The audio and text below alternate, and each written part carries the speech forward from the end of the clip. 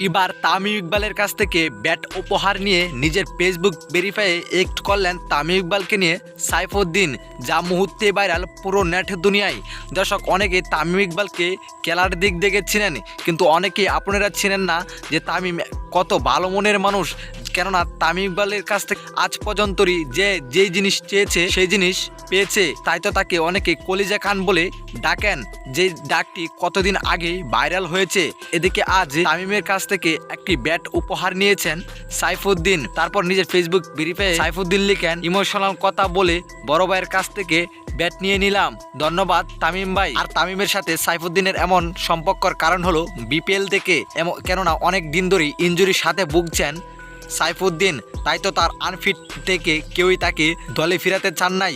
যেখানে নিলামের দিনেও সাইফুদ্দিনকে বিপিএলের কোনো দলই কেনার আগ্রহ জানায় নাই, কিন্তু তামিম ইকবাল তার বরিশালে ফিরিয়েছেন সাইফুদ্দিনকে, যেখানে এখন সাইফুদ্দিন বরিশালের হয়ে একের পর এক রেকর্ড করছেন। তাই তো তামিম ইকবালের কাছ থেকে এমন ব্যাট উপহার পেয়ে তামিম ইকবালকে নিয়ে নিজের ফেসবুক পেজে এমনটাই লিখেছেন সাইফুদ্দিন, যে তামিম ইকবালের মতো ভালো মনের মানুষ পাওয়া অনেকটাই কঠিন।